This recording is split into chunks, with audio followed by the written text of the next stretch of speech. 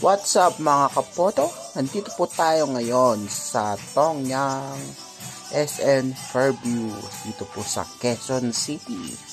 At ayan po, nakikita nyo po sa inyong harapan ang mga iba't ibang mga dishes na pwedeng ilagay sa pinili naming sabaw na sinigang. So ayan nga po, nagtitingin nga po ako dyan kung ano po yung pwede ko pong makain. So naglakad lang po ako. At ayan po, yan, pakita ko na po sa inyo para matakam naman po kayo sa mga masasarap na nandyan na nakaputahan po.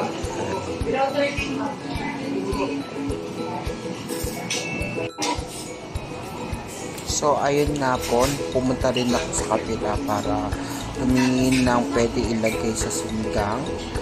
So ayan guys, may nakita akong mga kangkong, sitaw, ayan.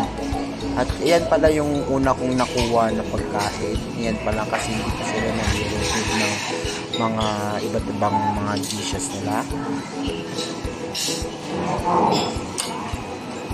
Ay, birthday boy. Ano kinuha mo? Almond belly.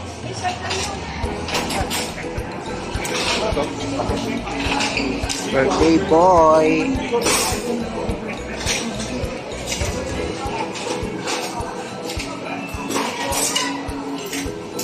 At ayan pala ang fried rice, pansit, meron sisig, orange chicken, yan, marami po tayo pa rin. Pero ang inaantay ko talaga yung macros. Mamaya makikita nyo po yung macros.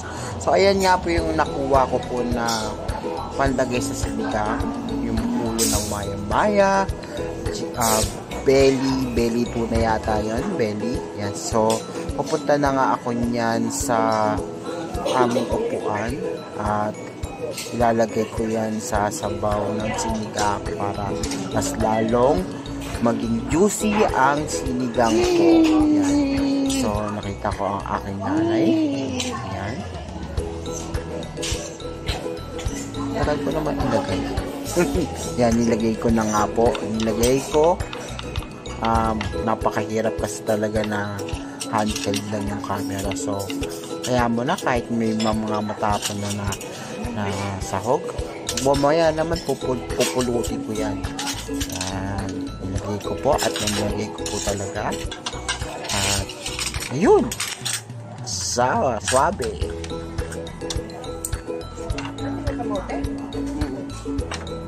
Huwag niyo yung lalagyan ng ano ah.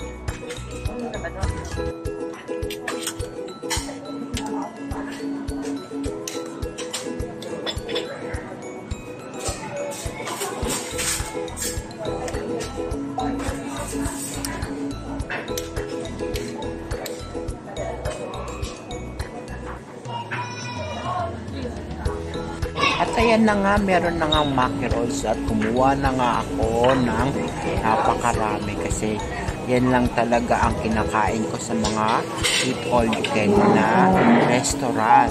So, yan dinamihan ko. Kuha ako ng kuha dyan. Siguro mga 8 pieces ang nakuha ko ng mackerels. Hanggang sa kumuha din pala ako ng sauce ko. Mas gusto ko kasi sa sauce ko yung maraming kalamansi at may kikoman tsaka maraming wasabi. Yan. Gusto ko kasi talaga yung maraming wasabi para umuusok ang aking ilong. Pagkatanda ako 40 na ako pag 45 na ako. Happy birthday nga pala sa aking daddy, si O-Black, o tawagin nyo na lang siyang Hamis. So ayan po pala yung sabaw na mainit na umuusok pa, hindi palipan pa yan eh. Kain po tayo. Kain po.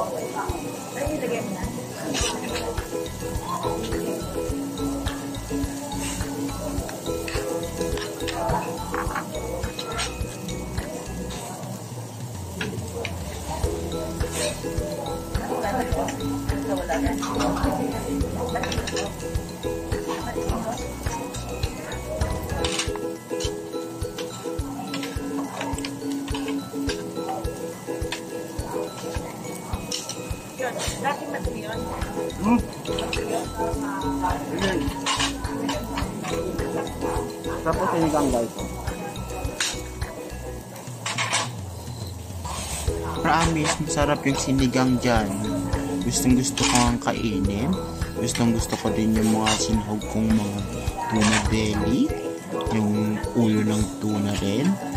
Tapos may sinabi pa si ate kanina na masarap na isda. Kaya lang nakalimutan ko yung pangalan. Meron? Pero ang score ko dyan sa sinigang na yan, 8/10. Masarap siya, promise. Pero may iba din silang mga sinuserve dyan na sabaw. Yung spicy. Yan. Siyempre, isa yung bestseller nila talaga yung sinigang.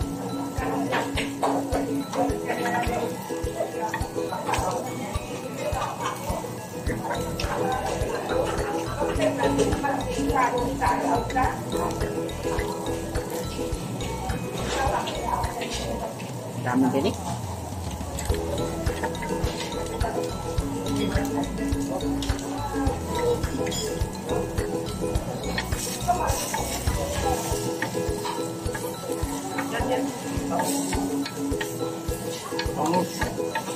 Vamos a tilapia.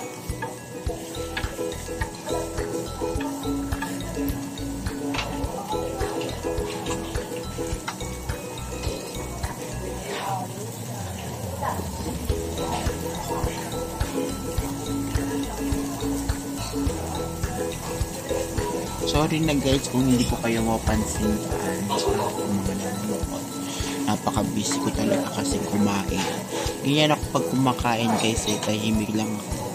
At iniisip ko kung anong meron doon sa sabaw na nilagay nila. Kasi sobrang sarap yan eh. Isipin mo yun. Control niya yung lasa, yung tamis, yung asim. Basta yun na yun. Basta masarap talaga siya. Hindi ako nagsisinungaling pero masarap talaga siya. Alam nyo naman guys, maarte ako sa pagkain. Siyempre pag marunong ko magluto, pintasero ka. Tama ba ako mga chef na mga kaibigan ko? Totoo yun.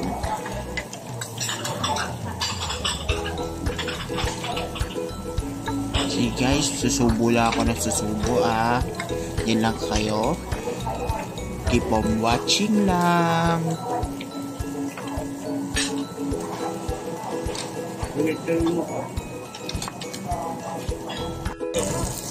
Shoutout nga pala dyan sa kaibigan kong nagkikrib sa seafood na si Rodea Macadende. Happy birthday nga pala sa'yo.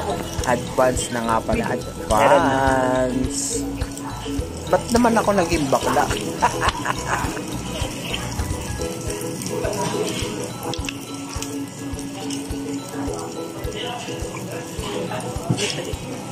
Tara, shoutout ka din. Shoutout ka. Shoutout sa mga followers ko. Kain tayo. Salam. Mama.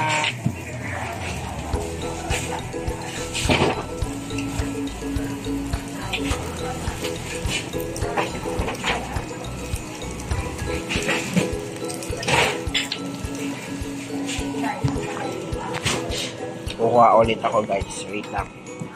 At pinas forward ko na nga ang aking pagkain guys kasi napaka dami ko pang kinuwang pagkain yan at kinakain at lumamon ng lumamon. Kain na ulit tayo guys. Alam nyo bang nakalimang baso ako ng root beer dyan guys.